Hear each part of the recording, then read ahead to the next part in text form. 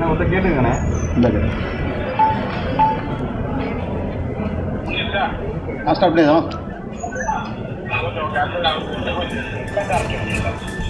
Sir. Okay sir. பொறுப்புள்ள எதிர்க்கட்சி தலைவர் விவரங்களை தெரிந்து கொண்டு பேச வேண்டும். யூடியூப்பில் வருகின்ற செய்திகளை எல்லாம் பேசுவதையெல்லாம் செய்தி என்று எடுத்துக்கொண்டு ஊடகங்களிலே பேசிக்கொண்டிருக்கின்றார் இன்றைக்கு அவர். எடப்பாடி பழனிசாமி தொடர்ச்சியாக தான் ஒன்றிய அரசின் சிறந்த சேவகர் என்பதை நிரூபித்துக் கொண்டிருக்கின்றார். அடிக்கடி அவர் செய்கிற வேலை அதுதான். ஒன்றிய அரசுக்கு எப்பொழுதெல்லாம் ஆபத்து வருகிறதோ அப்போதெல்லாம் குறுக்கே விழுந்து தமிழ்நாடு அரசின் மீது தேவையில்லாத குற்றச்சாட்டை சுமத்தி ஒன்றிய பாஜக அரசை காப்பாற்றி வருகிறார். அது டிஜிபி விவகாரத்திலும் நடந்திருக்கிறது. ஒன்றிய பாஜக அரசை காப்பாற்றி வருகிறார். ஆளுநர் மூலம் அதிகாரத்தை கைப்பற்றலாம் என்று எண்ணிய ஒன்றிய பாஜக அரசு அது டிஜிபி மூலம் நடந்து விடாதா என்று எண்ணினார்கள். அது இன்றைக்கு டிஜிபி மூலம் நடக்க முடியவில்லை. பொறுப்பு டிஜிபி நியமிக்கப்பட்டிருக்கிறார், ஏன் நிரந்தர டிஜிபி நியமிக்கப்படவில்லை என்று இன்றைக்கு எடப்பாடி பழனிசாமி பேசுகிறார். அவர் ஒன்றை மறந்துவிட்டார்.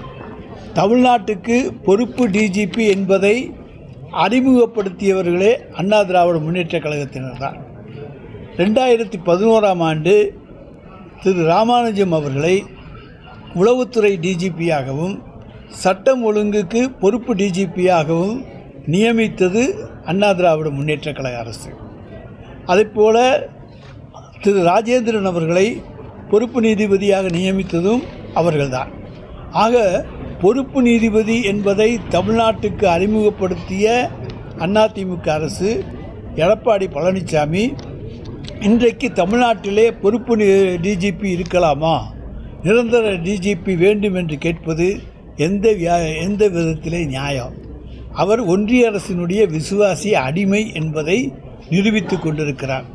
இன்றைக்கு உத்தரப்பிரதேச மாநிலத்தை எடுத்துக்கொண்டிருக்கிறானால் அங்கே 5 பொறுப்பு டிஜிபிக்கள் இருந்து இன்றைக்கும் பொறுப்பு டிஜிபி தான் உத்தரப்பிரதேச மாநிலத்தில் இருக்கின்றார். எனவே பொறுப்பு டிஜிபியை பற்றி இன்றைக்கு பேசுவதற்கு எடப்பாடி பழனிசாமிக்கு எந்த விதமான அருகதையும் கிடையாது. ஆனால் தமிழ்நாடு அரசை பொறுத்த வரைக்கும் திரு ஜங்கர் சிவாலு அவர்கள் பொறுப்பு டிஜிபியாக இருந்த பொழுது தன்னை நீடிக்க வேண்டும் என்று யூபிஎஸ்சிக்கு மனு கொடுக்கிறார். அது தள்ளுபடி செய்யப்பட்ட பிறகு ஒன்றிய அரசுக்கு நம்முடைய தமிழ்நாடு அரசு ஒரு பட்டியலை அனுப்புகிறது. அந்த பட்டியலிலே இடம்பெறாத ஒருவர் தான் டிஜிபியாக வர வேண்டும் என்று கோரிக்கையை வைக்கின்றார். அதனால் காலதாமதம் ஏற்பட்டு அவருடைய கோரிக்கையும் தவிர்க்கப்படுகிறது. பிறகு மீண்டும் ஒரு பட்டியலை யூபிஎஸ்சிக்கு தமிழ்நாடு அரசு கொடுக்கிறது. ஆனால் ஒன்றிய பாஜக அரசு தமிழ்நாடு விவகாரத்தில் தாங்கள் விரும்பிய டிஜிபியைத்தான் கொண்டு வர வேண்டும் என்கின்ற ஒரே நோக்கத்தோடு தமிழ்நாடு அரசு யாரையெல்லாம் கொண்டு வர வேண்டும் என்று விரும்பி கேட்டதோ அவர்களையெல்லாம் மறுக்கிறார்கள். எனவே தான் பொறுப்பு டிஜிபி நீடிக்கிறாரே தவிர இன்றைய பொறுத்த வரைக்கும் ஒன்றிய அரசுக்கு நாங்கள் பட்டியல் அனுப்பி இன்னார் என்று கேட்டிருக்கிறோம். அந்த மாநில அரசினுடைய விருப்பத்துக்கு ஏற்பத்தான் டிஜிபி கொடுக்கப்படுவது அனுமதிக்கப்படுவது வழக்கம். ஆனால் இன்றைக்கு அப்படிப்பட்ட சூழ்நிலை இன்றைக்கு நிறைவேறவில்லை என்பதை இங்கே நான் தெரிவித்துக் கொள்கின்றேன். இன்னொன்று சொல்ல வேண்டும் என்று சொன்னால், எடப்பாடி பழனிசாமி முதலமைச்சராக இருந்த பொழுது கர்நாடகாவைச் சேர்ந்த சூரப்பாவை அண்ணா பல்கலைக்கழகத்தினுடைய துணைவேந்தராக நியமித்தார்கள். ஆக பன்வாரிலால் புரோஹித் மூலம் நியமனம் செய்து மோடி அரசு அன்றைக்கு காவிரி பிரச்சனையில் தமிழகம் முழுவதும் கிளர்ந்தெழுந்து போராட்டம் நடத்தி கொண்டிருந்த வேளையிலே கூட கர்நாடகத்தைச் சேர்ந்த ஒருவரைத்தான் இங்கே கொண்டு வந்து அண்ணா பல்கலைக்கழகத்தினுடைய துணைவேந்தராக நியமித்தார்கள்.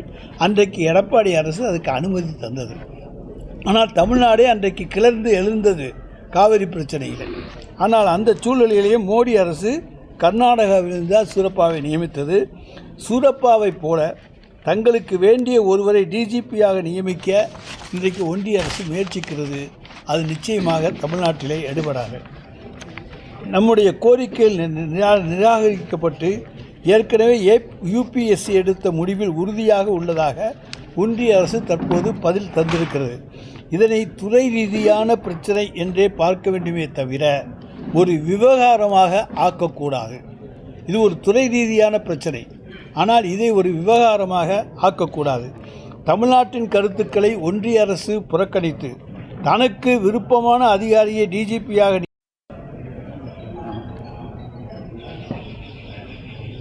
சிட்டிங்ல இருக்காங்க.